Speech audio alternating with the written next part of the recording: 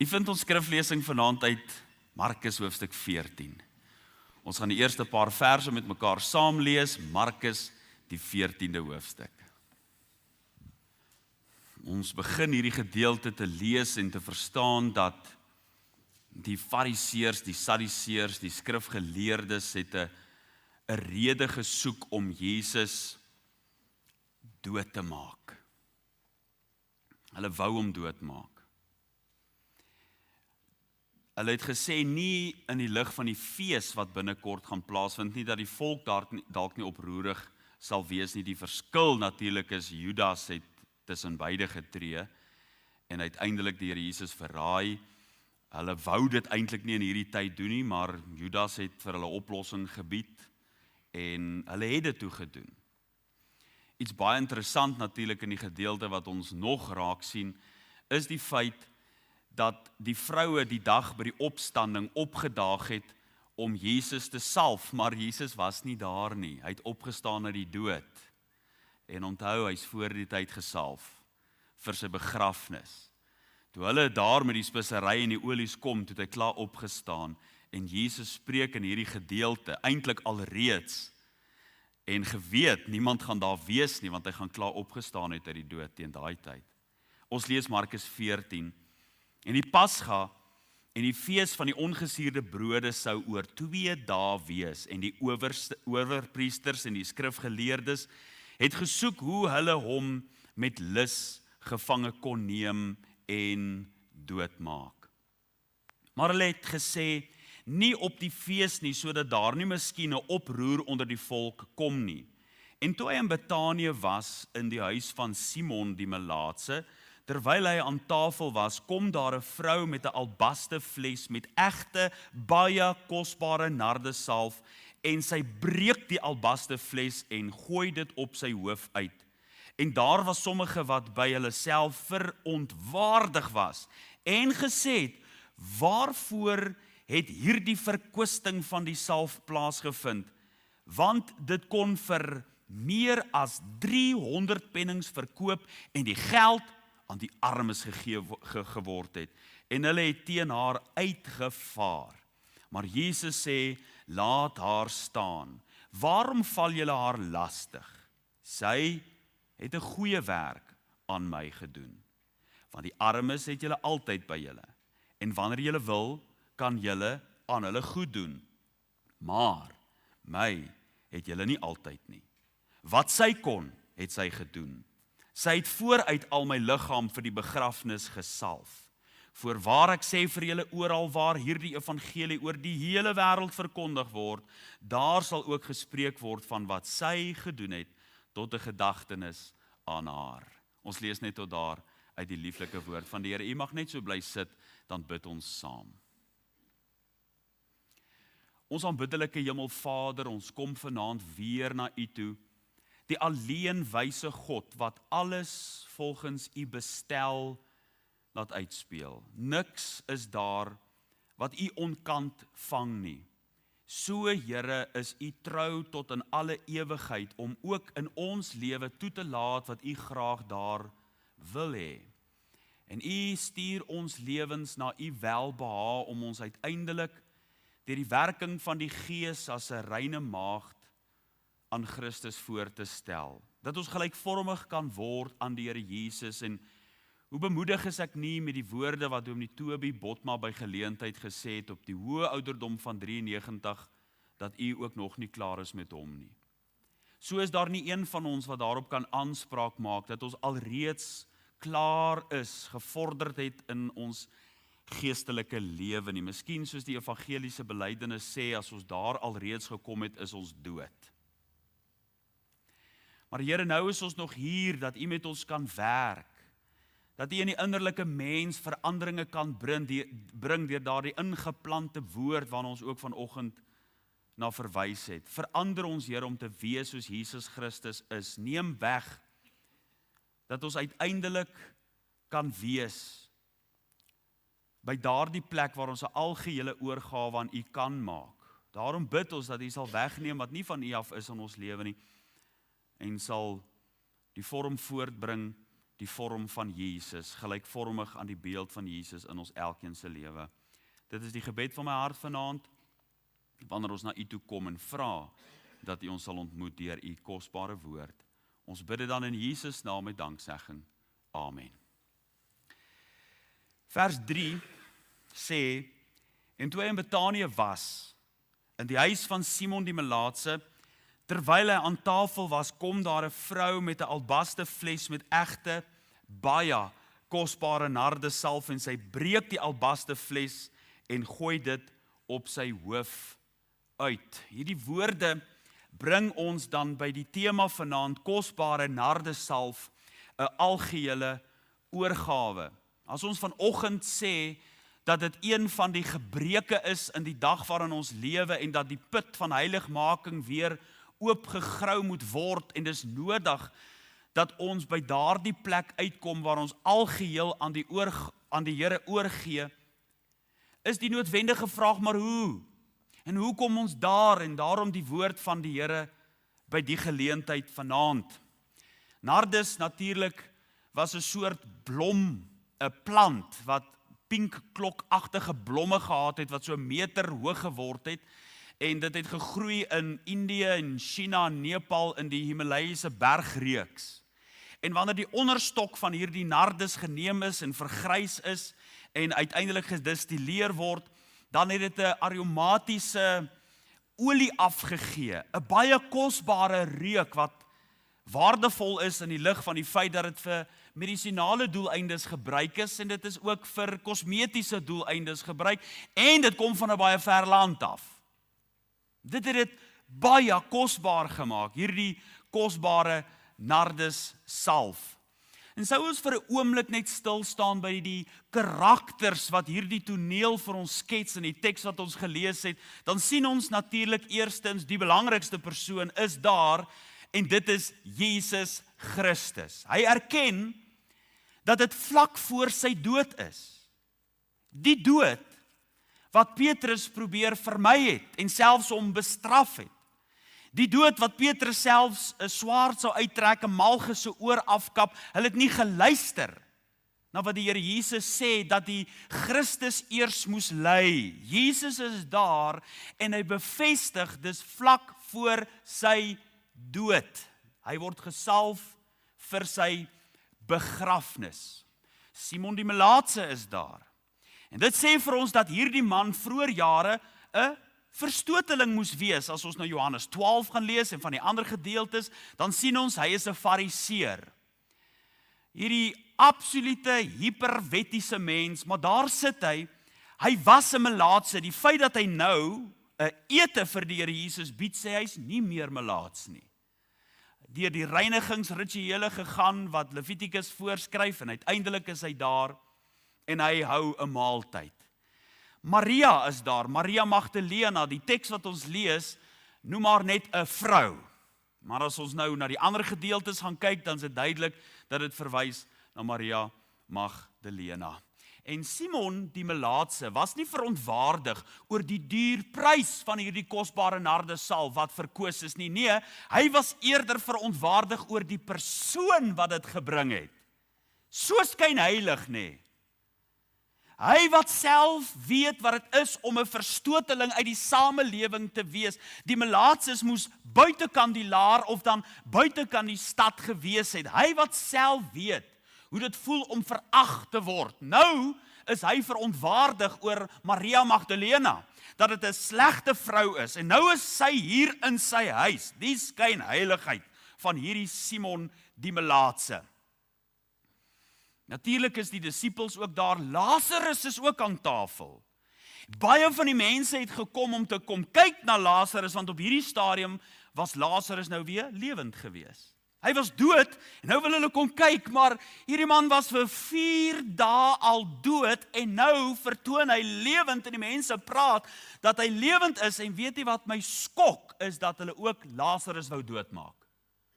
Hoe hard moet jy nie in jou hart wees, dat hierdie man uit die dood uit opgewek is, dan soek hulle hom wat hom uit die dood uit opgewek het, en die een wat opgewek is, om hulle albei dood te maak.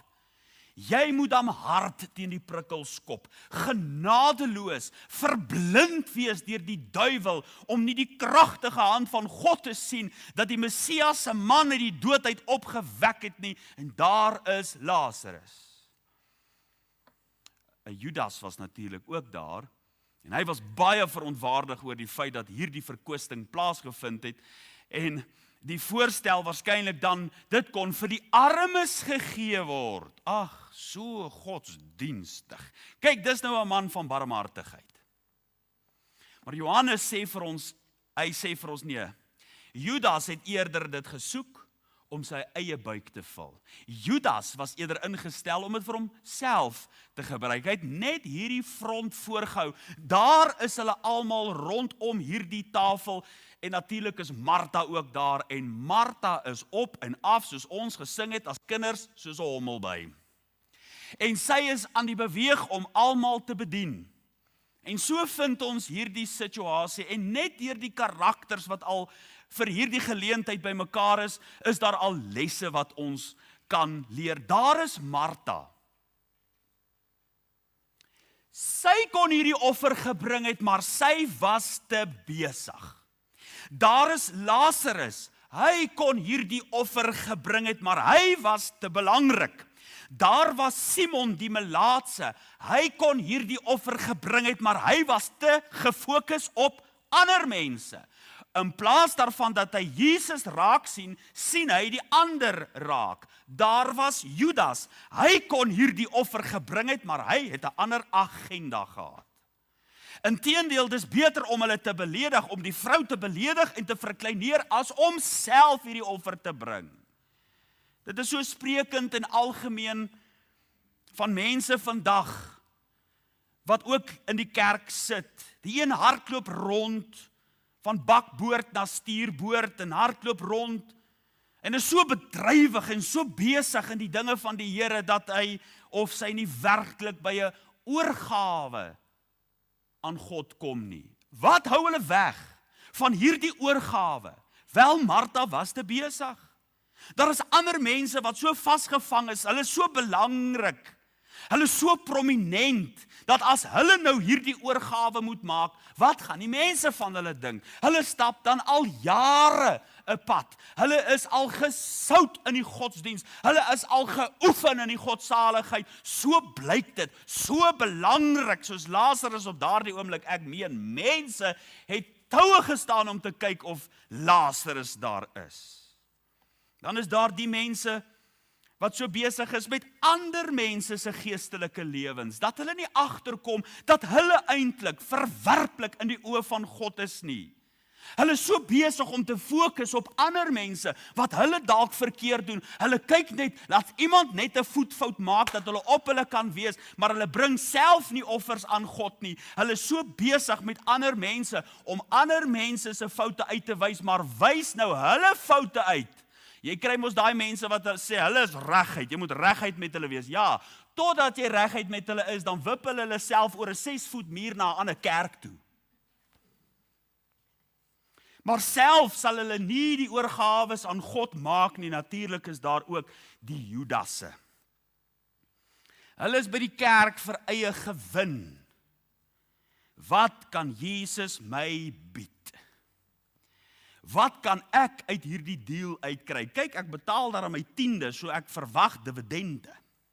Ek verwag om iets terug te kry vir alles wat ek daarom ingeploeg het. En as die dominee of as die kerkraad nie doen wat ek sê nie, dan weerhou ek my 10de en manipuleer en boelie met dit. Ja, hulle is ook daar wat hulle eie agendas het.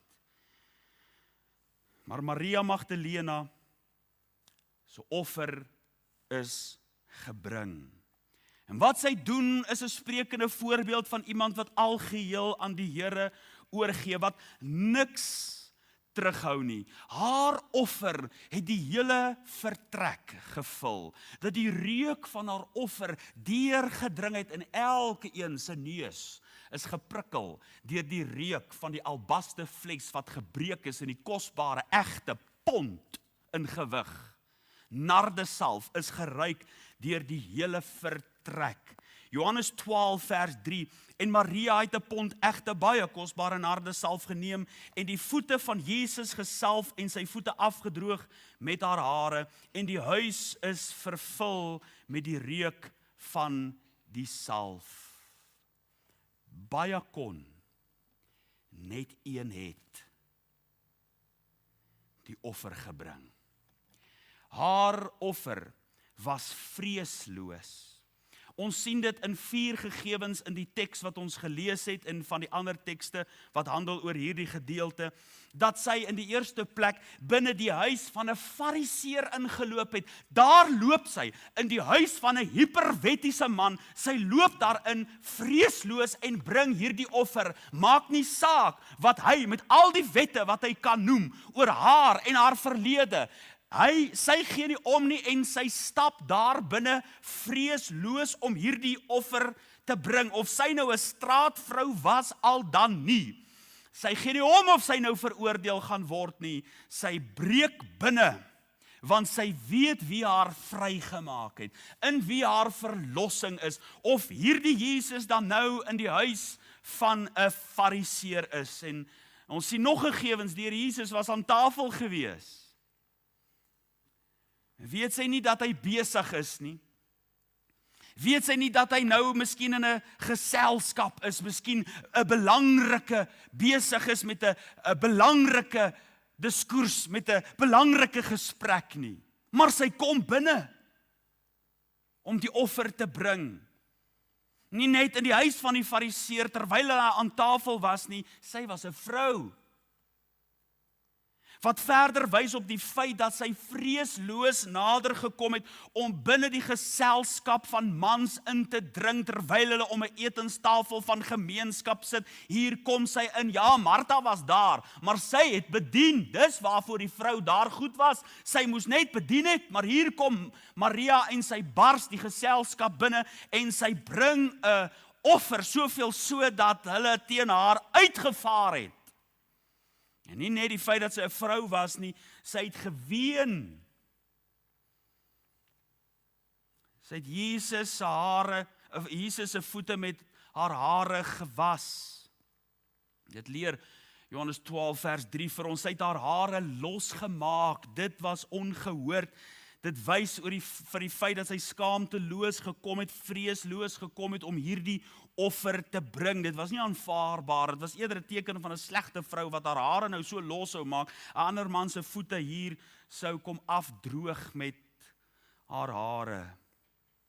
Maar sy bring die offer skaamteloos. Dit maak nie nou saak wat ander mense gaan sê en wat ander mense se opinies sal wees nie. Sy het nie gekom om mense te beïndruk nie. Dis duidelik dat sy eerder deur haar offer mense negatief gestem het, maar dit maak nie saak nie. Sy moet by die voete van die Here Jesus uitkom. Dis daar waar sy haarself verneder.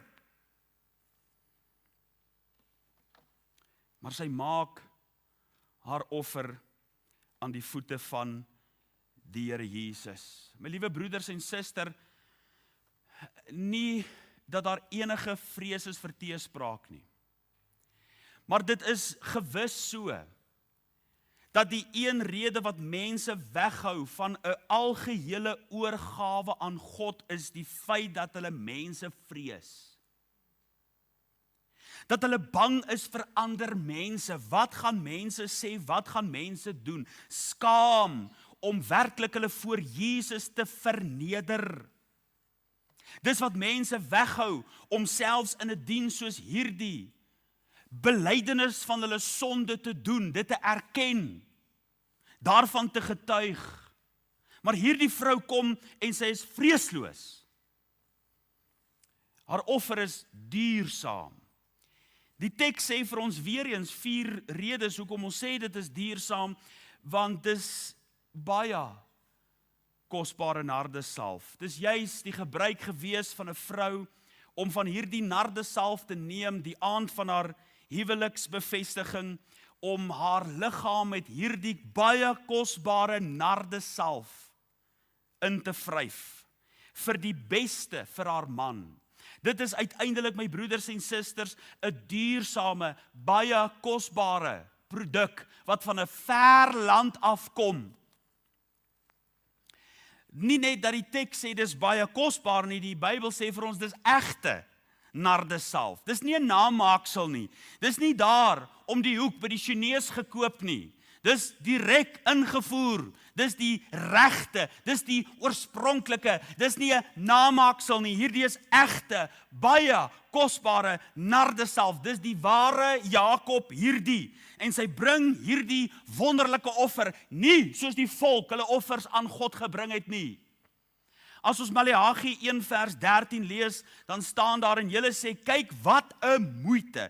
En julle verag dit, sê die Here van die leerskare, en julle bring geroofde en lam en siek diere. So bring julle dan die offer. Kan ek dit met welgevalle uit julle hand aanneem, sê die Here. Dis die manier hoe die volk hulle offers aan God gebring het. Hulle het onder die vee gekyk, terwyl hulle die beste moet bring, het hulle die lamme gesoek, die sieke gesoek en dit na die Here toe geneem, dat die Here vir die volk sê, neem dit na jou goewerneur en vra of hy 'n welgevalle daarin sal hê. Hierdie vrou was nie so nie. Hierdie vrou het die beste gesoek. Johannes 12 vers 3 sê vir ons nog 'n bewys dat haar offer duursaam was, is dat dit 'n pond geweg het. Dis byna 'n halwe kilogram. Die teks sê vir ons 300 pennings. Dit word bereken op nagenoeg 'n jaar se salaris van 'n algemene dagloner. Miskien om dit vir jou binne perspektief te sit, vat jou salaris voor jou aftrekkings. Maal dit met 12, dan kom jy nagenoeg uit by wat hierdie offer, hierdie vrou gekos het. Is dit 1 miljoen rand? Een offer? Is dit 500.000 rand, een offer? Wat is die offer in vergelyking met wat hierdie vrou daardie dag gebring het? Sy het 'n offer gebring van nagenoeg 'n jaar se salaris. En nog 'n bewys dat dit 'n duursame offer was, is die feit dat dit 'n albaste fles is wat sy gebreek het. Hierdie baie kosbare nardesalf, egte, 'n pond in gewig. Om 'n pond in gewig in 'n houer, moes dit dan 'n groter houer gewees het. Sy het hom gebreek, wat van albastersteen gemaak is. En dit bring ons juis daarby uit dat daar offer algeheel was. Sy het die fles gebreek. In haar gemoed het sy nie 'n oop deur gelos nou nie. 'n Oop deur dat sy later 'n bietjie vir haarself nog kon gebruik het. 'n Oop deur dat sy so bietjie daarvan kon verkoop. Ek meen, as sy net die helfte vir die Here Jesus gegee het, dan was dit nog steeds baie. Dat sy miskien nie die helfte vir haarself kon uithou en nog 'n halwe jaar se inkomste daardeur kon verdien deur dit dalk te verkoop. Sy hou geen agterdeur oop nie. No turning back. Praise the Lord, no turning back. Sy maak hierdie oorgawe, sy breek die fles, haar beste besitting, haar prized possession, dit gee sy. Sy loop die ekstra myl, sy gaan verder, dieper as die gewone, wat miskien die Here Jesus met hulle monde geprys het, maar sy bewys dit deur haar beste te gee vir die allerhoogste. Sy gee haar offer meer as die normale. Sy kon ook miskien daar aan die tafel probeer gaan sit en sy het nie. Sy het by sy voete gaan sit en hom met olie gesalf, sy hoof, sy voete afgedroog met haar hare. My broeders en susters, sy het algeheel oorgegee. Wat is 'n algehele oorgawe? Dit is om vanaand in jou hart daar te sit en geen agterdeur oop te los in jou gemoed nie. Jy wil oorgee aan die Here, maar hierdie een ding is daarom vir jou nog veel te kosbaar om aan die voete van die Here Jesus te lê. Hierdie een ding is wat jou nog weghou van die voete van die Here Jesus. Wat kan dit wees wat jou weghou vanaand? wat jou verhinder om 'n algehele oorgawe aan God te maak, terwyl dit die plek is waar God jou wil hê. Sy het algeheel aan die Here oorgegee. Haar offer het uiteindelik aan die voete van die Here Jesus gekom. Haar offer was aan Jesus gewees. Markus 14 vers 3, en sy breek die albasterfles en gooi dit op sy hoof uit. Sy het nie 'n offer gemaak aan menslike tradisie en menslike instellings nie. Sy het haar nie toegewy aan sakramente nie. Sy het haar nie 'n kampvegter gemaak vir kerklike tradisie nie. Sy het haar oorgegee. Nie aan kerk en kansel nie. Sy het haar oorgegee aan die voete van die Here Jesus. Sy het haar aan Jesus toegewy, deur hierdie offer te bring, deur haar beste aan sy voete neer te lê. Ja, my broeders en susters, daar is mense vandag in hulle wy hulle lewe aan baie dinge. Dis goed en dis miskien reg, as jou hart reg is, waarop dit wys.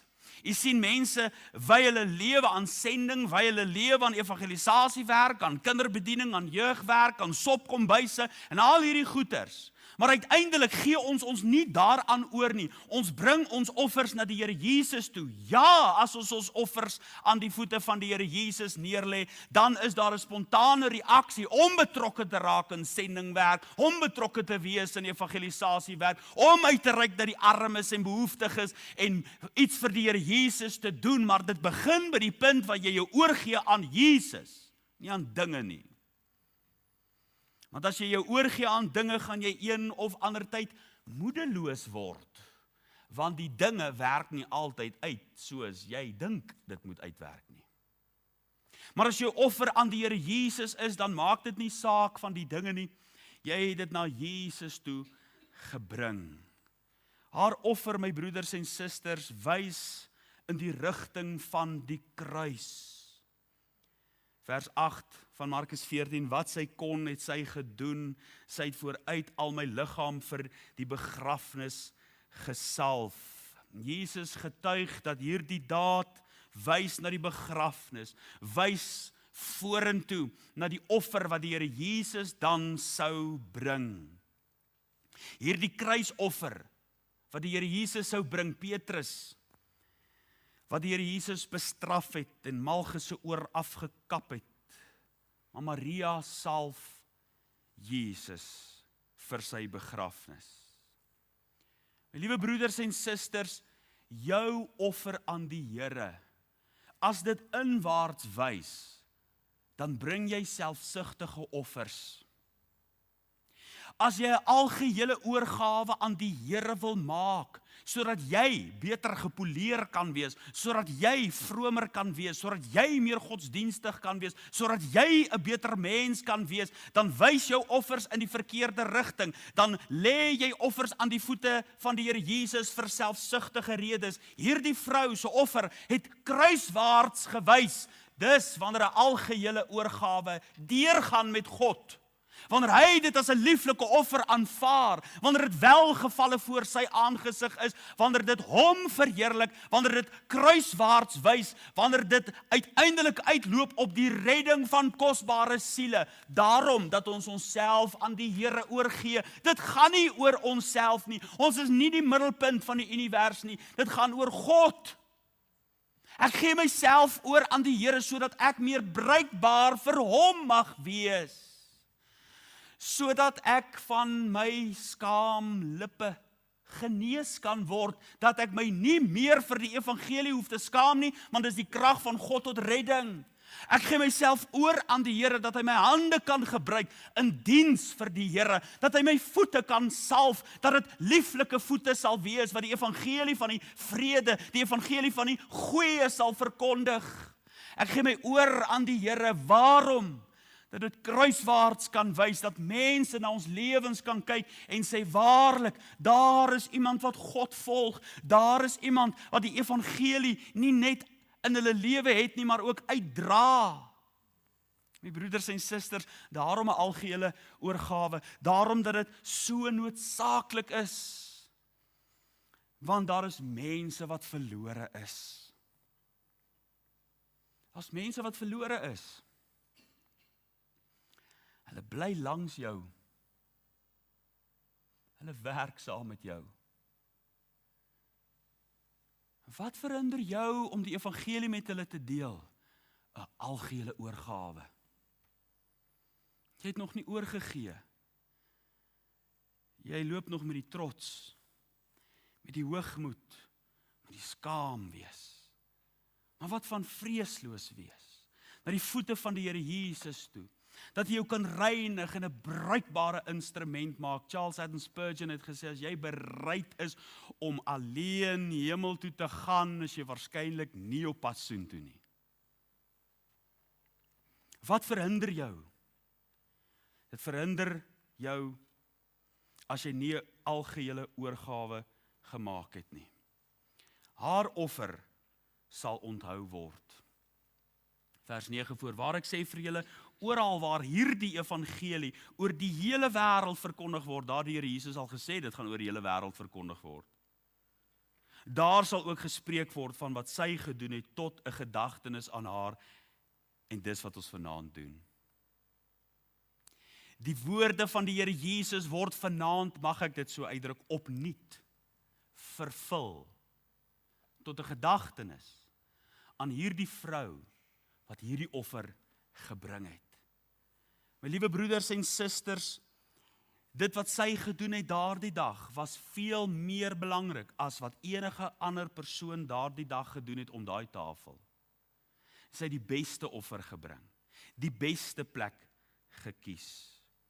En nou, jou lewe kan verbygaan. En wat jy in die materiële dinge versamel het, sê ons mos vir mekaar, die doodskleed het nie sakke nie. Daar's nie 'n ou ventertreilertjie agter jou lykswa, wat al jou skatte saam met jou neem, of soos Tutankhamen, waar al jou grafbesittings daar gevind word, jare later, en nou het hy dit geniet in die lewe hierna nie. Nee. Al wat saak maak in hierdie lewe, is wat jy vir God gedoen het. En die dag, as dit tot jou deurdring, daardie dag, sal jou lewe onherroepelik verander. Want net wat jy vir God gedoen het, die siele wat jy bearbei, die siele met wat jy gepraat het, wat jy die evangelie gedeel het, dis uiteindelik al wat ons saamneem, is die wonderlike vrug van die werk wat God deur ons kon doen. Hierdie vrou, ter gedagtenis aan haar, hoeveel mense is daar wat jy miskien in die verlede aan kan dink? Jy dink aan die persoon wat jou na die Here Jesus toe gelei het. Jy dink aan die een wat jou begelei het, wat met jou op pad gestap het. Ons het nou hiervan gepraat in die konsistorie, van mense wat met jou op pad gestap het, toe jy pas tot bekering gekom het. Tot gedagtenis aan hulle. Ons voorgangers wat voor ons heen gegaan het, maar die vraag is, die opkomende geslagte, wie is daar onder jou vlerk? Wie is daar wat jy bearbei? Wie is daar wat jy die evangelie mee bedien? Uiteindelik is wat ons vir die Here doen al wat saak maak. 'n algehele oorgawe. My broeders en susters, liewe vriende, ek wil vra, as hier iemand vanaand wat sê, Here, ek wil my vanaand algeheel aan U oorgee. Dan gaan dit vra dat jy vreesloos hierdie offer aan die Here bring. Maak nie nou saak wat mense gaan sê. Maak nie saak wat mense wil doen. En uiteindelik, of hulle nou hyperwetties is, of hulle nou jou gaan uitlag, of bespot en beskimp nie, dit maak nie saak nie. Jy moet bruikbaar vir God wees. En dit gaan vra dat jy skaamteloos, vreesloos, wat jou ook al verhinder, om hierdie duursame, algehele oorgawe aan God te bring, uit die weg te ruim, dat jy jou kan oorgee, algeheel aan God.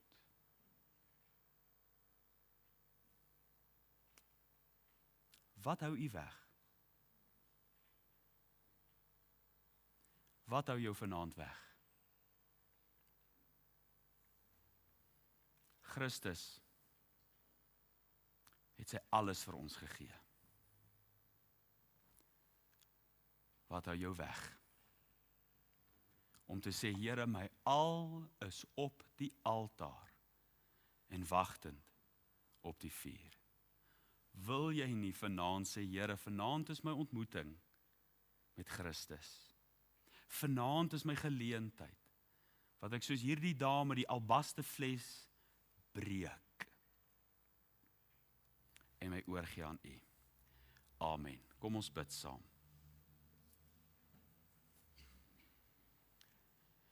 Daar in jou bank, in jou sitplek,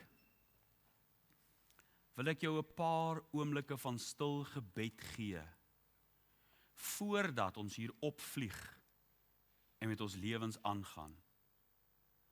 Voordat die roofvoëls van die hemel kom om die saad uit jou hart uit te pik, wil ek jou nou 'n kans gee om met God oor hierdie saak te praat. Miskien daar iets in jou boesem, wat jy wegsteek, wat jy nie wil oorgee nie. Wil jy nie vanaand hierdie saak met die Here uitmaak nie?